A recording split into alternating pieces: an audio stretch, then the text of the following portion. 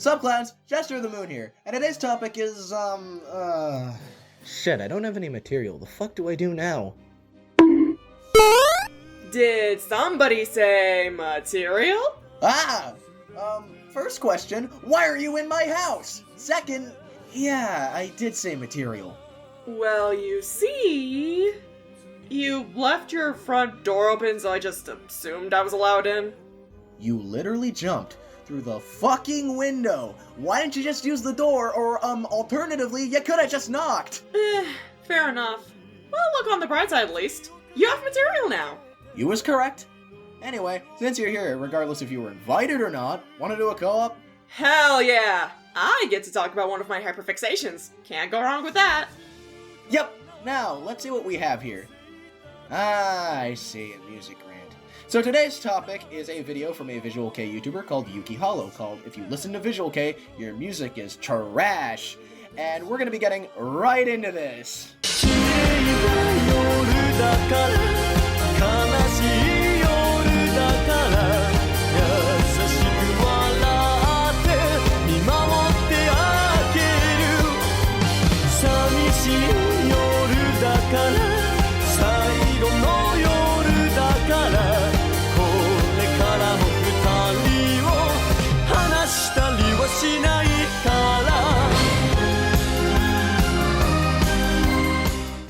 Welcome back.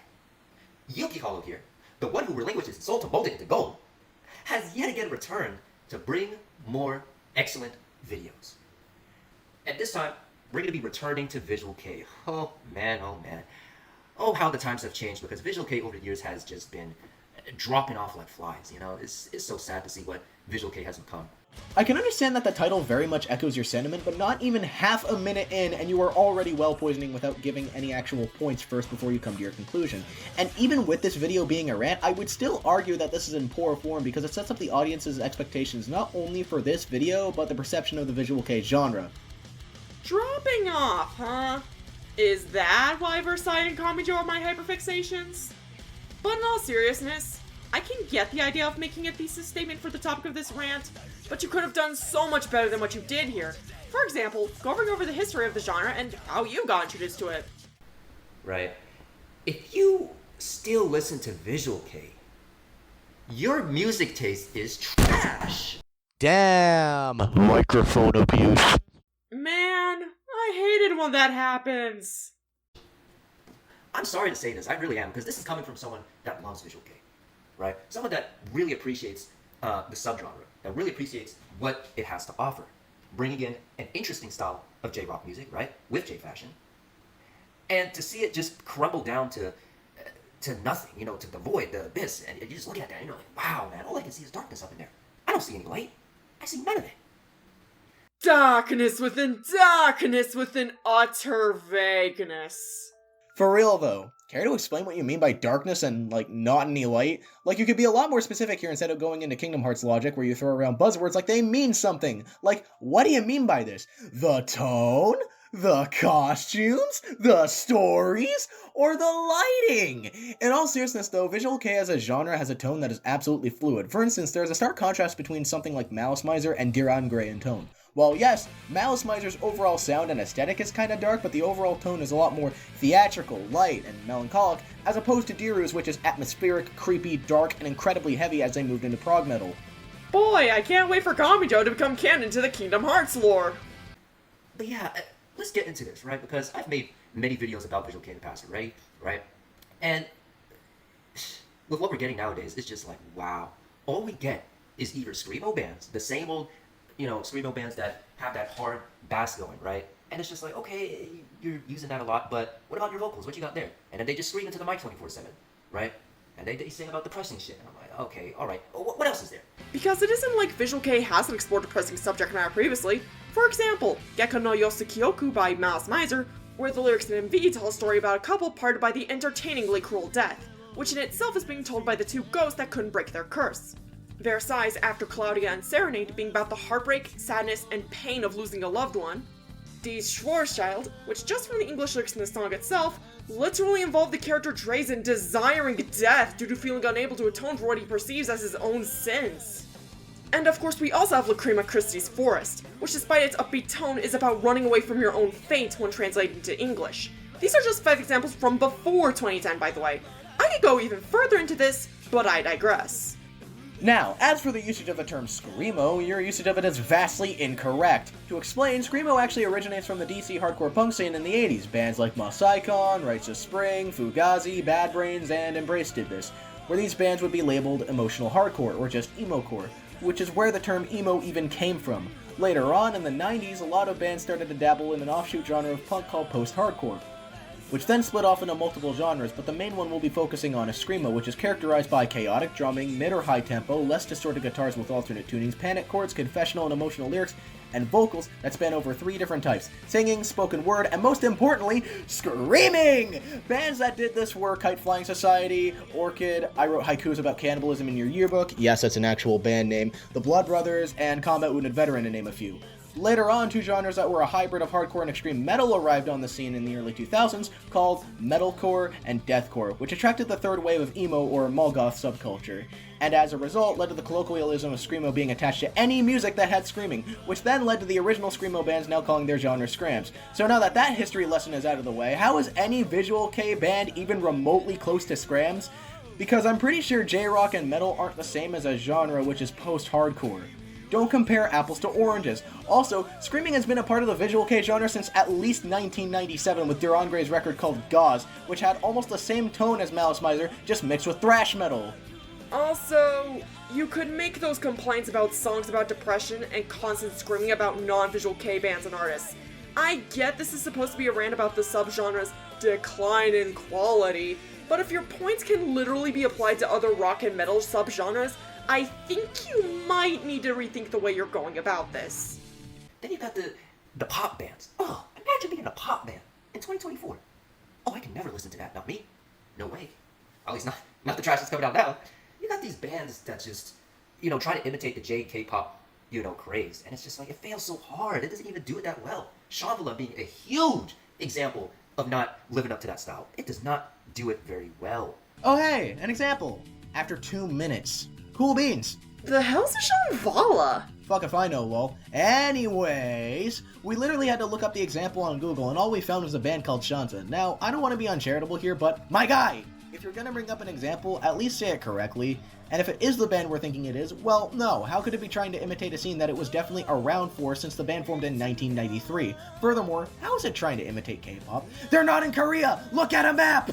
Now, a week after we originally finished scripting this, I stumbled across a Blue Sky post that mentioned a band called Zanvala. Thought the name seemed weirdly familiar, and thus looked it up. And lo and behold, I found the image you were using for this video. So now that this particular mystery has been solved, I just have to ask one question. How is Zanvala an example of a VK band attempting to imitate J or K-pop? Because from the one song I've heard from them, they are straight up a metal band, growls and all. And if I'm supposed to get that from your image, I don't know what you think J-pop or K-pop groups look like, but it isn't this. But even still, pop's always been an influence on the Visual-Kei subgenre. May I remind you, Malice Miser, which was influenced by French pop and was a massive influence for VK as a whole. Most notably for Kamijo, who was a roadie during the Tetsu era and would later go on to form Lorraine, which had a similar sound to Malice Miser during its early days. Especially since Malice Miser and the aforementioned Lacrima Christie and Shasa were all part of the Big Four during the 90s alongside Fanatic Crisis. You want to know what all 4 have in common? The fact they have all dabbled within the pop genre throughout their careers. Imagine being a snooty elitist while not getting your own facts straight. I'm not usually one to get on how somebody speaks or whatnot, but your pronunciation really wasn't all that great. Only thing I'll say is to try to look up how to properly pronounce the band's name. Alternatively, you could have also just had some bands you mentioned linked in the description, and it would have saved you the trouble. But Chorbo, he doesn't want to give the bad bands attention. Still, Bro could at least do his due diligence by actually showing his example. Fuck, I even did this back in episode 1 where I talked about deathcore breakdowns. Shit is that easy unless if you're afraid of the copyright monster. We had Visual-Kei bands with a pop style, right, that had electronic or digital sounds included in the music, right? And it sounded fine. It sounded okay. It sounded like, alright, this is something I can actually take seriously, something that I can actually listen to on the daily and actually come back to. But now it's just like, okay, let's just, use the Autotune 24/7. Okay, let's just use some weird-ass sounds to make us, look, cool or seem different. Autotune? Autotune? Oh god, run! Oh, so you do acknowledge that Visual-Kei has had pop influences previously, and you were fine with them then. Okay, cool. How does Autotune suddenly ruin everything? The fact it exists? There's nothing to go off on for why we should take your argument seriously. To add on here, vocal enhancements aren't something that's new. In fact, it's been an industry staple for decades. And while the argument could be made that if a singer is so good, why are they using it? But that's the thing, it could be argued with. Doesn't mean you should argue it though. For the reason being that a lot of the time when producing music, especially pop-influenced music, the goal is to be listenable and pleasing to the ear. And these voice modifications are there to make a fantastic singer even better. Also, mind you, whenever the practice is done, it's small things that are changed, nothing too crazy like outright pitch-shifting vocals and such. So to make a point against this really doesn't make any modicum of sense, especially since if you do that, you pretty much target a majority of bands and music genres that exist, period. 0 for 2 on points that can be specifically applied to Visual-Kei. Come on, buddy, you're about to strike out because how often you're making general music complaints while trying to pass them off as complaints about the state of Visual-Kei. Scoreboard, sucker! When it achieves nothing. It's just straight trash. I'm just like, wow, that's crazy to me. Imagine producing straight trash. Oh, that can never be me.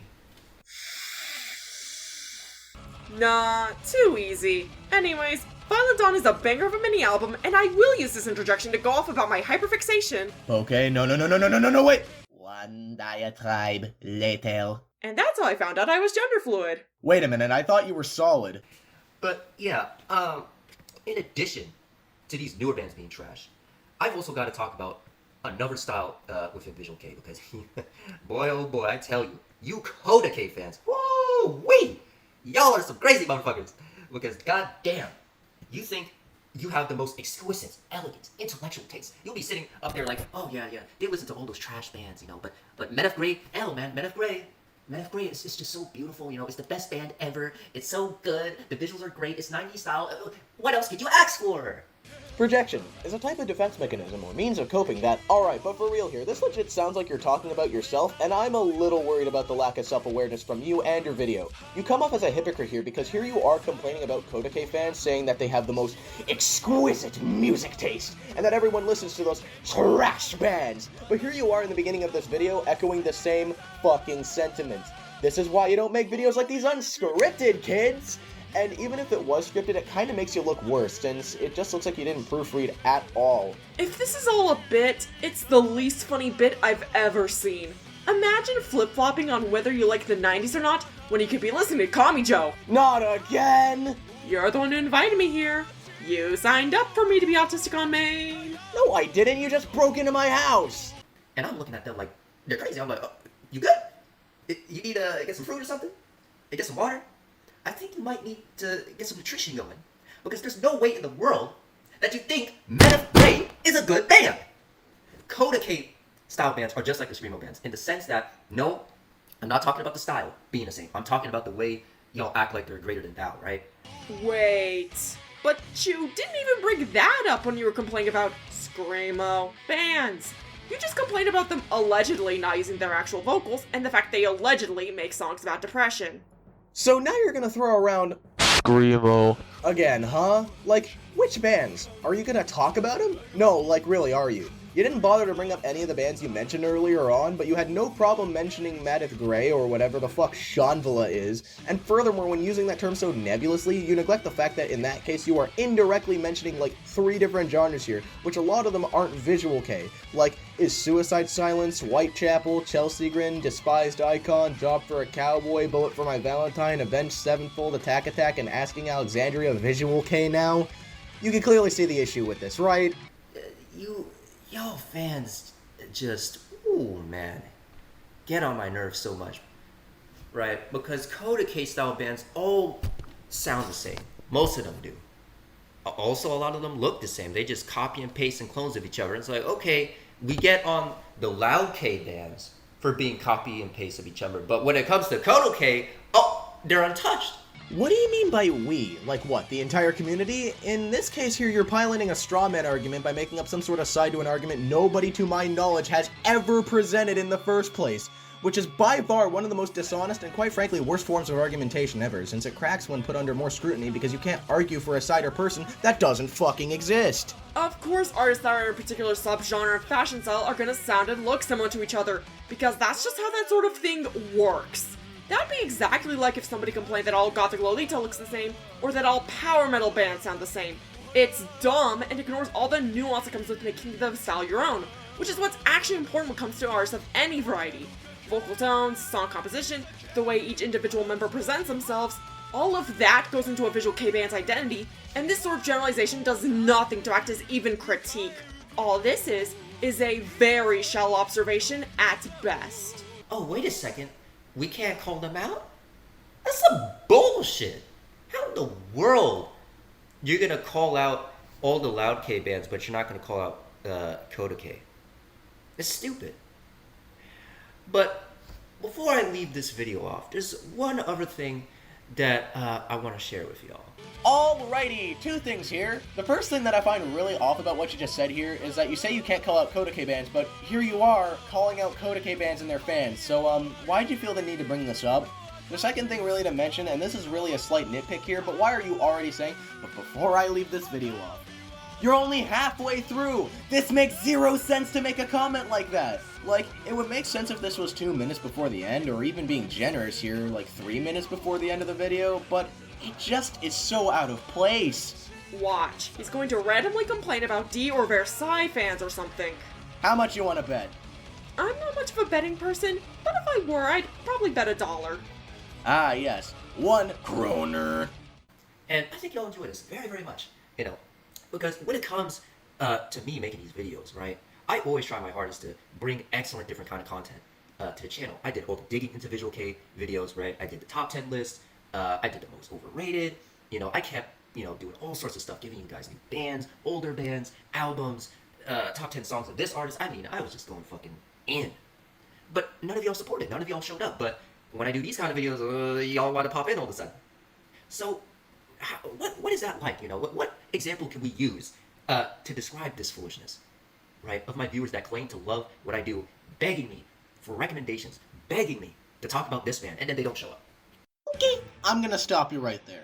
So you're complaining about a lot of your best performing videos when it comes to views and engagement in the comments because the videos themselves are negative in nature. While there is some truth to the fact that negativity does attract more attention, on the other hand though, what were you actually expecting? Especially for a fan base as dedicated as the Visual-Kei fandom.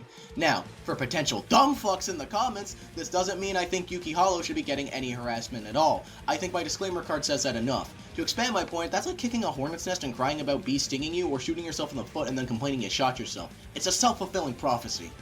Well, at least it didn't go in the direction I thought it was going to go. Yes, Coroner! But on the other hand, I'm not sure I want the random channel vent smack dab in the middle of a rant about modern media. I mean Visual-Kei. Yeah, no, really, like, buddy, this has no real relevance to the rant you have had at hand, other than the fact that it tangentially has to do with Visual-Kei. What you could have easily done instead was maybe have that be a separate video, a channel update of sorts, so that the video isn't disjointed. This video has had more plot twists than M. Night Shyamalan's entire career of making movies around plot twists. Right? Here's how I think it goes down. I give out the excellence. I'm like, okay, here y'all go. All you need right there in one little package. All the nice albums, all the nice artists, all the nice bands. I mean, solo artists, bands, whoever it is. Check them out, give them a listen. And I'm like, you better come back to me now. You better be listening. You better come back to me. And then y'all will be like, oh man, thanks, Yuuki. I won't let you down, man. I'm definitely gonna listen to all this. Oh man, I can't wait. And I'm like, all right, get back to me. And let's see. Y'all want to talk all that hot shit, but okay, let's see. Let's get down to business. And so a few days later passes, a week passes, right? And they come back to me. I'm sitting, comfortably seated in my nice, beautiful throne. And I'm waiting for them to report back to me. And I'm like, all right, what you got? And they're like, over there stuttering and fumbling, not being able to, get those words out. They're just like, oh shit, oh my goodness, I have to report to him, And then their friend right beside them is like, yo, what's wrong, man? Like, I thought you listened to all of Yuki's recommendations, bro. Like, what's going on? You should be good. And he's like, I don't know, man. I think I'm gonna fuck up. And it's like, no, man, you're good. He's not gonna allow you to just, delve into madness. It's like, yeah, you're right. And so he comes up and he starts listing off great bands, great artists. I mean, just beautiful. My ears are just listening. And then, out of nowhere, he says some trash like Men of Grey. And I'm like, I raise an eyebrow. I'm like, that's interesting. That's interesting, buddy. And then they keep going. It's like, oh yeah, and I also like Shavla and Dazzling Bat. And they're like, oh fuck. Oh shit. I fucked up. Not in front of Yuuki. He's gonna call my taste trash. And I'm right there. And I'm like, oh, you weren't listening. You weren't listening. Okay, what the fuck? What the fuck? I'm pretty sure you're being hyperbolic here, but like, dude, what the fuck is actually happening? Is there any real point to this? Like, really, is there? Because now you have officially gone off the rails, off the track, and straight into the Grand fucking Canyon. Like, there isn't a need to have this 2-minute LARP session with yourself. Is it too late to pivot this into a review of the Holy Grail album by Versailles? Because this near Parasocial rant about your viewers is genuinely disturbing, to put it bluntly. RP sessions are only fun if everyone involved is consenting. And I'm certainly not. I didn't consent either! Great bands, great artists. I mean, just beautiful. My ears are just listening. And then, out of nowhere, he says some trash like Men of Grey. And I'm like, I raise an eyebrow. I'm like, that's interesting. That's interesting, buddy. And then they keep going. It's like, oh yeah, and I also like Shavla and Dazzling Bat. And they're like, oh fuck. Oh shit. I fucked up. Not in front of Yuuki. He's gonna call my taste trash. And I'm right there. And I'm like, oh, you weren't listening. Hey, Genius, I got something to tell you. Your viewers don't have to bow to your taste! Like, do you really just expect anybody who just likes your videos going over the Visual-Kei bands you like to worship the ground you stand on? They don't know you. Fuck all! And especially after this, considering you're basically being one fry short of a fucking Happy Meal. Like, for crying out loud, can you actually chill? The album starts with the song Masquerade, which coincidentally enough is how I got introduced to Versailles, and I'd argue it shows off a lot of the strengths of the band. Kamijo's silky smooth baritone vocals, Taro Tazaki's exquisite guitar interplay and solos, the subtle but still pronounced bass line provided by the dark and mysterious Masashi, and Yuuki's... Oi. Huh? Dare? Alrighty, clowns! We've made it to the final thoughts, and... dude, just... what the fuck? Your elitism is something you need to work on 100%, because my god, you came off as unpleasant and spiteful throughout this whole video. What you could very easily do instead is just cut back on that and give other bands, artists, and subgenres a chance, instead of being on your high horse about music of all things.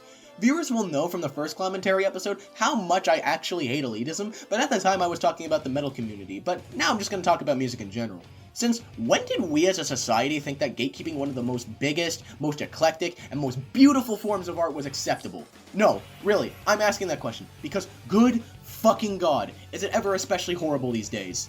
Like, calm down, let people have fun instead of just being pretentious. As for the second issue I have here, is that you make one-size-fits-all blanket statements as arguments for a genre as fluid as Visual-Kei is. And not even just for Visual-Kei, but you also complain about other genres while getting the terminology wrong. What I would suggest doing instead is just to do a bit more research instead, and that's it. Third thing here, I'm sure your videos about different VK bands are great, but you could also try a bit harder to make more sense and have your points have more ground to stand on. You could do this by showing clips of examples of the bands you don't like to show exactly which parts you don't like. Now, I can understand copyright can be an issue, however, you can also just use live footage as opposed to bits of studio albums. And you can usually get away with it no problem unless, like, the venue or something is big. Finally, good fucking god, maybe don't go off on these weird, unsettling LARP sessions with yourself that border on being parasocial, because I'm going to be real with you when I say this, but this is only what further confirms the other side of the fence's arguments and such against you. And again, your viewers or fans don't really owe you an explanation for their taste, or matter of fact, anything. My advice here is just don't go off like this. With that being said, Poke, what's your thoughts on this dude? As someone who's gotten into Visual-Kei and has been influenced by it in terms of art, design, identity, and even making an entire world essentially whole love letter to the genre, this video, while debatably not the worst thing I've covered, it still left a lot to be desired. Outside of that creepy self-RP, seriously, knock that off. Your points were far too vague to mean much, examples were few and far between, and like Shorba said earlier, you kept painting with broad strokes instead of using a thinner brush to paint in the details. And for a genre like Visual-Kei, that is not the approach to take. Most of my advice for you mirrors Jorbo's, but with one extra piece of advice. If you want people to know you for your positive videos and for them to get more engagement, then I have some advice for you. Make the production of your videos more visually engaging, such as using more than just 1 or 2 images throughout your video, give your thumbnails more of a distinct branding identity to help them stand out, and to maybe spruce up your titles while you're at it. I think that'll do much more for you than getting angry at people for not being engaged with your content. With all that being said, do you want to listen to some Versailles music? Fuck yeah, spin that shit.